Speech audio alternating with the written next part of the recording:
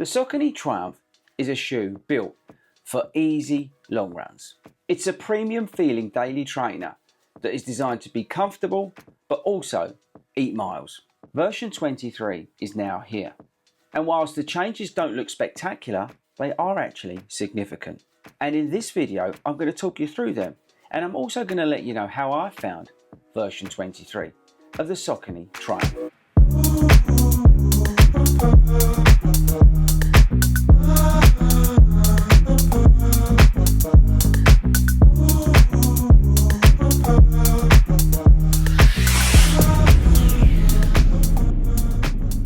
Okay team, so here's version 23. Let me know in the comments what you think of this colourway. I absolutely love it. And like I said in the open, this is that sort of cruising machine. This shoe to just eat miles, but do it very comfortably. This is a nice plush feeling shoe, yeah, super comfortable, but you can just go out there and say rack up some of those miles nice and easily. And version 23 is a sort of carry on from 22, which got the significant changes, but there are some important updates that have been made to this shoe, and we're going to come on to them. But before we do any of that, let's do the new disclaimer.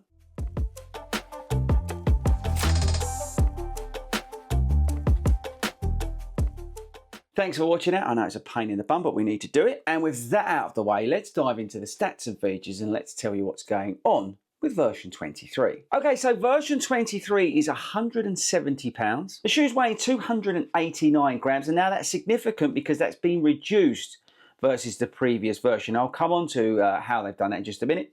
We've got PWRRUN PB in here. This is a tuned up version versus the previous version. We've got XT900 on the outsole. Stack height remains the same, 37 down to 27, so that's a 10mm drop. Well done for everybody who worked that out. We've got a nice thick upper on the shoe. It fits true to size. This is a UK 9.5, and that's actually probably about it. Let's take a closer look. So there's this very thick upper that's actually very warm. Here's the XT900 on the outsole. They wrote Saucony on the tongue and on the bottom of the shoe. Here's that new sculpted PWRRUN PB midsole. Like I said, the stack height remains the same, 37mm in the heel. It's a really nice wide platform. Lacing and lockdowns on point. Comfort remains the same. And if you didn't know, this is the 23rd version. Okay, right, so let's talk about some of these changes. So the first one, and probably the most significant, is the fact that they've reduced the weight in this shoe. Now, you do expect this shoe to be on the heavier side because it is a built-up daily trainer, but they've done very well by shaving some of the weight off of it. Now, they've done that by tweaking the midsole, and more importantly, they've taken off some of the rubber coverage on the outsole. Can you see this? Yeah, they've removed some of that coverage that we had before, and it's also a little less thick than before, so that's where most of the weight reduction has come from. Midsole, outsole, got it? And that has actually improved the feeling of the shoe. They've also tweaked the PWRRUN PB. Now, they've tuned it up a little, but this is still not anything like the Endorphin lineup, okay? So let's make that absolutely clear. But what they have done with the technology that they have, they've tweaked this to be a little bit more softer, a little bit more, yeah, just a little bit more forgiving, I would say. Also with this shoe, I think it feels a little bit less sort of clunky and chunky versus the previous version, which is also good. Now, in terms of the feel of the shoe, it feels very much as you'd expect from a Triumph. Nice, easy, you know, just plods along, easy pace, loves life and all that sort of stuff.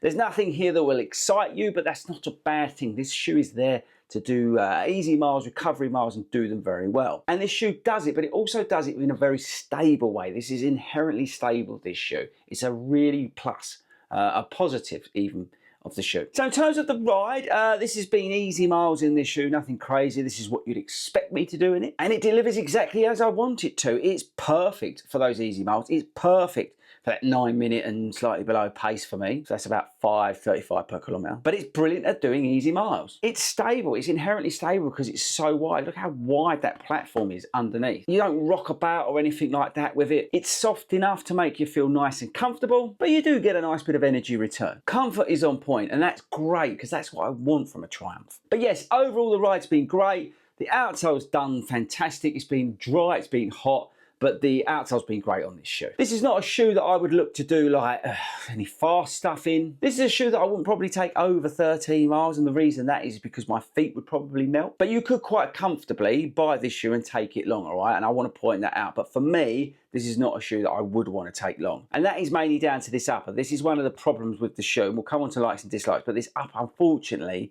is a little bit too warm for me. It's fine on the shorter distances, those medium distance runs and the shorter stuff. But anything over that, when my foot really gets too hot, especially in this hot weather, yeah, it's not a particularly great place to be for those longer miles. Right, so in terms of a rotation, I'd have this shoe with a Saucony Speed 5. Saucony Speed 5 can do all your sort of faster stuff, some of those longer miles with pace and into race day. And this just does the easy miles, the recovery miles, and some of those just plodding about stuff that you want to do. You could obviously slot in a proper race day shoe if you wanted to, but I think the good thing is with Saucony, the Speed 5 will be able to do everything that you need it to do, and this, as I say, can mop up everything else. Now, before we move on to the likes and dislikes, I do want to save you some money. If you join as a 40 Runs Running Club affiliated member, you can get 15% off of this shoe at sportshoes.com. It costs about £20 to be a 40 Runs affiliated club member. Then you obviously get all the stuff of being affiliated as well. But one of the big perks is that you can get 15% off your running shoes at sportshoes.com. So the £170 that this is costing you comes down quite a bit. So that's well worth checking out. Head over to fordyruns.com. Okay, likes and dislikes. I like the weight reduction. I quite like the look of this shoe. I like the inherent stability. I like the comfort. I like the fact you can do easy miles in this very easily. I like the lockdown. And I quite like this midsole. Dislikes. I don't like this upper. It's too hot. I don't like £170. I know I've just tried to save you all some money, but I appreciate not everyone's going to want to do that. £170, this is a hard one to tell you to go and buy. This needs to be about £150, I'd say. Now, Saucony will argue that this is a premium shoe, and I appreciate that you have got premium foam in here, but I think it needs to be £150 for a very good reason. This Aero Glide 3 is £145, and to be honest with you, this feels just as good as the Triumph 23. So if this was down to that 150 mark, it may be a little bit more justifiable. Following along still? But that's probably the only dislikes I've got. I say the upper is too warm. I say it's really hot at the moment here in the UK, which is an issue. As I said, I don't want to take this over 13 miles. And then the only other issue is the price. But other than that, I quite like it. So there we go, team. That's my thoughts on the Triumph 23. Let me know what you think of the Triumph 23, please. I say, firstly, I just really like this colourway, but I like the fact that they've lightened it up. That's an important step, but I don't like the price, especially when you can get these for £145 and cheaper if you're a club member. You're welcome. Okay, team, so there we go.